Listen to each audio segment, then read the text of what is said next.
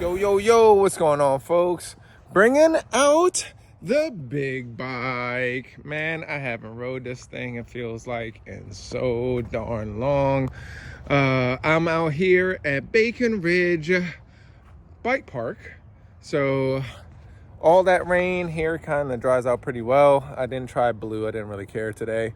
Just want to get out since I haven't been on a big bike. Give it some love. And man, does it need some damn TLC, so much so I gotta buy some new brake pads. I don't know, the last big ride that I've had on this has been a while, and then the rear brakes wasn't working. More so, and to give some context, is that these are the Hunt wheels and the Rotors. And then I put on this set, and then the big set, the Burly set, has its own set of brake rotors. And so I never changed the pads when bouncing back and forth. And I'll put this set on two different bikes. So I think there's basically just been some contamination from my part. So it's not like it's just a bike fault or anything like that. For those thinking that the parts are bad, no, it's just me just swapping out stuff and not fully cleaning and making sure that everything's good and paired up together. So brakes, sometimes you can get away with that. And in this case, I just didn't. And it's been sitting around for quite some time. So rear brakes, I barely have any rear brakes right now, which is kind of helpful here, just tell you to just carry the speed. And then the front brakes is actually acting up too. So yeah, luckily there's some sales because parts are plentiful and to a certain degree. So I just already bought two set of pads, really it's 3 set of pads, so I have a spare, because the whole plan is to take this out to the bike parks this year. So 5/19 is when I'm hoping to go, pending weather. And then I don't think I'll be able to make the June 1st ride at this moment because of a family event, and the Rails to River is on the 2nd. So it's like, okay, I already paid for one quite a bit, and this year is about XC, so I'll have to hit up the bike park with the crew again at a different date. So they're hitting up Bryce on those 2 dates, and then preparation for snowshoe Father's Day weekend. So going out that Thursday to ride Friday, Saturday, and then come back either Father's Day or the day before on Saturday. So we'll kind of figure that out and play it by ear. But yeah, no, man, big bike is the Ripmo. I am running the Zonatols on them, both front and rear. Pressures that I'm running is 21 front, 23 rear. They feel good. I mean, when I go to the bike parks, I'm going to pump them up because speeds are going to be higher, G's are going to be higher, etc. And so I just bump them up 5 PSI from here.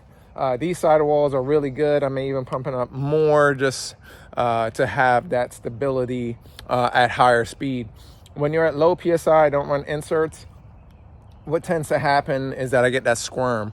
So the faster you go or the harder that you ride, then you get that little squirm. I'm shaking my butt, but you get that little squirm in the tire. Like say when you hit some of the berms, this will just flex too much. But these Zonatols, they have, to me, a stronger sidewall than that of the Maxxis DHRs that I had on and the Asagais that I had on. And again, this is actually just the soft set. This is the trail set. The one that I have for the Burly set are the downhill casing. That's even more aggressive when it comes to the casing, tread, and everything. So Zonatols for the trail kind of packed tread, and then the Argatols, which I have on the Burly set for the front, it is for basically similar to the Asagais for those that are Maxxis folks.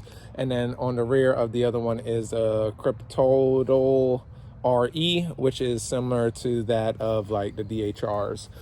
This, I would compare this to a combination of a DHR meets a dissector, where tread, pattern, and everything. But the one thing about these knobs is that they're a lot thicker.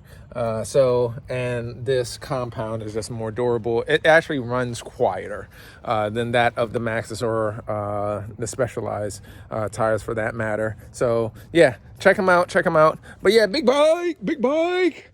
Gonna do a few more laps. I think right now I got in 5 miles, which equates to about 10 runs so far. So I'm just going to knock out a few more and then call it a day.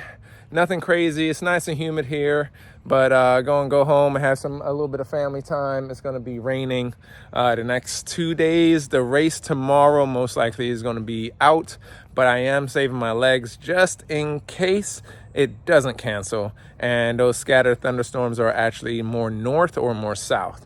So don't want to burn myself out today, but I'm trying to get used to a nice, steady, good cadence going up the hills. So it's not like I'm just jumping today. As you saw, my elevation is 655 versus over those 5 miles.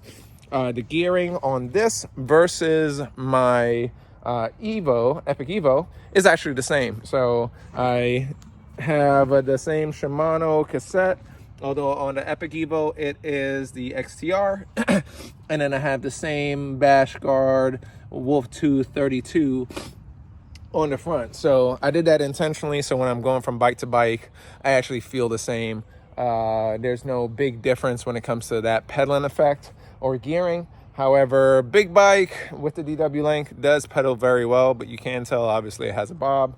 But man, this platform does pedal very well and yet can still hit all the big stuff. But it is different. My oh my, it is different riding big bike versus small bike. Small bike just feels, of course, lighter. This right now, because I took all the extra crap off, is running around 34 pounds, probably 35 with the Xanatols. And then I'm in the low 27s on the other bike. I haven't weighed it since I put on a Fox, but theoretically it should be like at 27.2 or something like that. Just shy of that 26 mark. But yeah, no, it feels different, but feels good. And in a way you kind of say, I've been riding this big bitch this whole goddamn time. What the fuck? In comparison to the slim girl, like when you go to a slim girl and you've been messing around with the big girl and then you go back to the slim girl, you're like, damn, baby, you do feel a little different. But then you got the big butt, you know what I'm saying? You got the huggable parts, wider bars, you know what I'm saying? So, hey, just more to hold, baby, more loving. You can do all the jumping stuff on this one and pound away, and man, does it feel like a damn cushion of air. So yes, that is in strict contrast for sure. And I'm already using all my travel, that 170. So I will catch you on the next one. Go out there, mix it up a little bit, you XC folks. Don't just stay on XC, mix up your skill set, hit up some parks, hit up some chunk. That will help you on the technical stuff.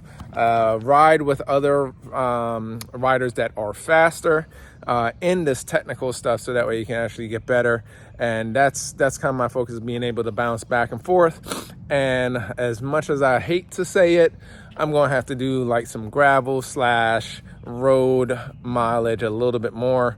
B and I did some the other day, and then it felt really good.